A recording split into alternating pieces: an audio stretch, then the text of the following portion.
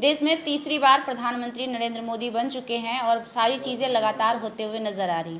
ऐसे में इस बार लगभग 20 दिनों का फासला हो रहा संसद भवन के सत्र में।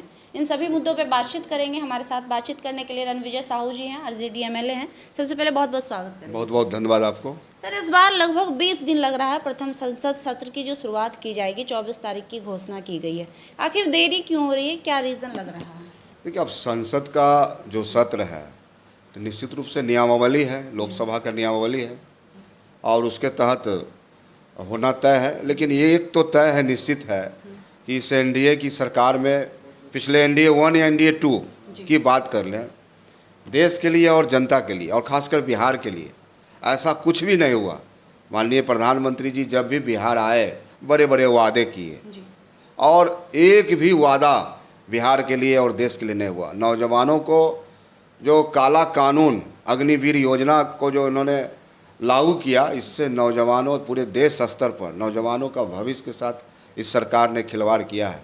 वही तेजस्वी प्रसाद यादव जी ने नौजवानों की चिंता की, युवाओं की चिंता की, छात्रों की चिंता की, बेरोजगारों की चिंता की और 17 महीने में जो एक रिकॉर्ड कायम किया है। जो गांधी मैदान पटना का रैलियों के लिए जाना जाता था, वह गांधी मैदान आज नियुक्तियों के लिए जाना जाता है। ये मुद्दे माननीय तेजस्वी प्रसाद यादव जी ने बिहार के नब्ज को समझा।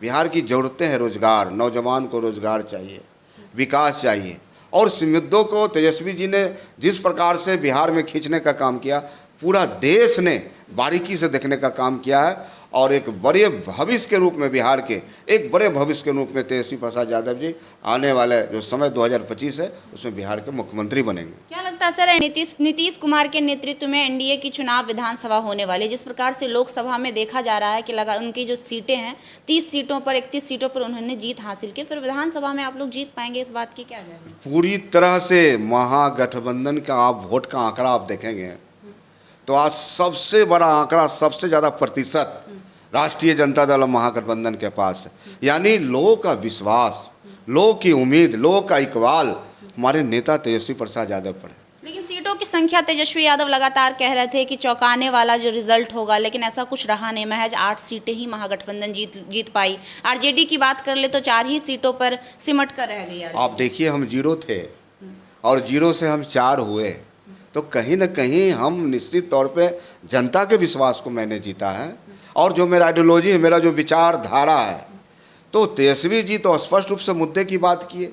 लगातार शुरू से अंत तक चुनाव में उन्होंने मुद्दों की बात की और वही भारतीय जनता पार्टी और एनडीए के तमाम नेता, जदयू के नेता ने क्या कहा, कहीं मंदिर, कहीं सनातन, कहीं हिंदू, कहीं मुस्लिम के नाम पर लोगों को छलने और भटकाने का काम किया।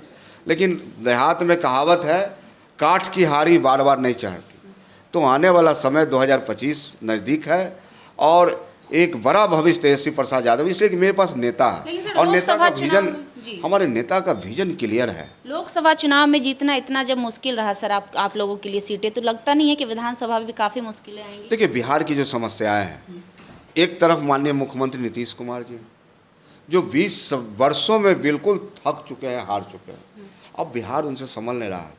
14 करोड़ आवाम को किस प्रकार से माननीय मुख्यमंत्री जी जो हरकतें करते हैं सार्वजनिक मंच पर, चाहे प्रधानमंत्री जी के साथ हो, चाहे कोई चुनावी सभा हो, चाहे कोई सार्वजनिक कार्यक्रम में हो, तो बिहार शर्मसार हो जाता है। इसलिए बिहार मांगता है तेजस्वी प्रसाद यादव को, जो एक नौजवान है, युवा सोच है, 34 साल की उम्र है और उनको कल कुछ कर गुजरने की उसमें ताकत है, शक्ति है। और हमें लगता है पूरे बिहार के आवाम ने इस बार जिस प्रकार से मन बनाया है कि आने वाला समय में तेजस्वी प्रसाद यादव जी भारी बहुमत से बिहार में एक बड़ा लकीर खींचेंगे और बिहार के मुख्यमंत्री बनेंगे। लोकसभा स्पीकर का चयन अभी तक नहीं हुआ है। अटकलें लगाई जा रही है कि नायडू जी रिजिड हैं, कह रहे हैं हमारी पार्टी में लोकसभा स्पीकर होना चाहिए, उधर मोदी जी कह रहे हैं हमारी पार्टी से होगी। क्या लगता है लोकसभा स्पीकर किन्हें मिलेगा? देखिए, एक तो स्पष्ट हो चुका है कि देश स्तर पर जो भारतीय जनता पार्टी की जो गाड़ी है, 4 पहिए की गाड़ी होती है 4 व्हीलर, वो 3 पहिए इनके पास है, 1 पहिए बिल्कुल पंक्चर हो चुकी है। यानी कि अपने बल पर इनकी सरकार नहीं है, तो गठबंधन की सरकार है। तो निश्चित तौर पे हर गठबंधन का पार्टी का अपना अपना आइडियोलॉजी है, अपना अपना विचारधारा है।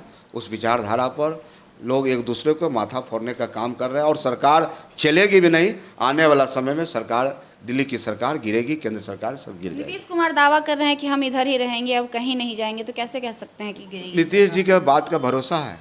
कोई आम नागरिक से पूछिए, एक साधारण व्यक्ति से पूछिए, बिहार के किसी नौजवान से पूछिए, एक साधारण किसान से पूछिए, सब लोग बताएंगे नीतीश कुमार मतलब पलटू राम। यानी पूरे बिहार में अगर कोई बच्चा, नवजात बच्चा जन्म ले रहा है तो माता पिता अपने बच्चे का नाम नीतीश कुमार रखना छोड़ दिए। लेकिन लोग तो कह रहे थे कि पलटेंगे, लेकिन कहाँ पर पलटे? उन्होंने तो सहमति दे दी मोदी 3.0 समय का इंतजार कीजिए, वह चिंतन में जाएंगे, राजगीर जाएंगे। जब राजगीर जाते हैं, चिंतन करते हैं और पुनः लौट आते हैं, हमें भरोसा है कि निश्चित तौर पे ये चिंतन करने तो जाएंगे। आप लोग अभी भी उम्मीद लगाए हुए हैं कि नीतीश कुमार आएंगे फिर से आपके पास? आज राजनीति का निश्चित रूप से जो अभी का वर्तमान हालात है, हमें लगता है कि नीतीश कुमार जी भारतीय जनता पार्टी में भी महसूस नहीं कर रहे हैं, सांस नहीं ले पा रहे हैं। कई विभाग के मंत्री उनके बने, लेकिन झुंझुना दे दिया गया है। क्या बात करें, 8 मंत्री पद दिया गया है पूरी सर। तरह से संतुष्ट नहीं है। चाहे ललन सिंह जी हो, चाहे रामनाथ ठाकुर जी, जदयू के तरफ से मिला है, उन्हें सम्मान मिला है, मंत्री पद मिला है, कोई खुश नहीं है। और आने वाले समय में निश्चित रूप से ये आप लोग खुश हैं कि नहीं? 8 मंत्री पद मिला है बिहार के सांसद। कुछ नहीं होने वाला है इन लोग से। एक माननीय लालू प्रसाद यादव हुआ करते थे 2004 में, जब देश के रेल मंत्री थे। आप बताइए, गरीबों के लिए उन्हें गरीब रथ बना, गरीब रथ चलाया था। कुल्हड़, जो प्रजापति कुम्हार जाति के समाज के लोग होते हैं, उनका पूरा व्यवस्था ठप हो गया था। कुल्हड़ की उन्होंने व्यवस्था किया, लिट्टी चोखा। तो लालू जी जो किया है, जो रेल घाटे में चल रहा था, उस रेल को फायदे में पहुंचाया। तो ये तो रघुवंश प्रसाद सिंह याद होगा आपको, पूरे देश में सड़कों का जाल बिछाया तो उसका नाम था रघुवंश प्रसाद सिंह। मनरेगा मैन ऑफ हिंदुस्तान उनका नाम था डॉक्टर रघुवंश प्रसाद सिंह। तो ये तो एग्जाम्पल है। ये बताइए, 8 मंत्री क्या 16 मंत्री भी ये लोग बना देंगे?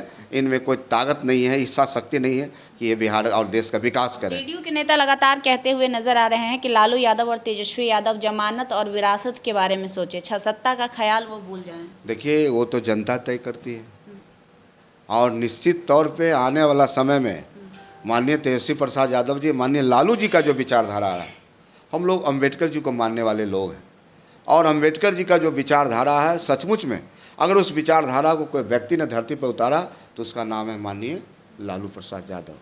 और राष्ट्रीय जनता दल ही निश्चित तौर पे इन विचारधारा को जन जन तक पहुंचाने का काम कर रही है। चलिए, बहुत बहुत धन्यवाद सर। हमारे साथ रणविजय साहू सर थे। साफ तौर पे ये कह रहे हैं कि अगली बार यानी कि 2025 की अगर हम बात कर ले तो विधानसभा चुनाव में फिर से तेजस्वी आएंगे, क्योंकि जनता का भरोसा हमने जीता है। हमारा जो वोटिंग परसेंटेज था वो काफ़ी बढ़ चुका है। पूरे बिहार में सबसे अधिक वोट लाने वाले पार्टी अगर कोई है तो वो हमारी पार्टी है। देखिए क्या कुछ होता है, अभी फिलहाल समय है विधानसभा चुनाव में, लेकिन उससे पहले लोकसभा चुनाव में लोकसभा चुनाव के बाद जो रिजल्ट आया है, उसके बाद जो सरकार बनी है मोदी 3.0, उसमें काफ़ी हलचल बनी हुई है।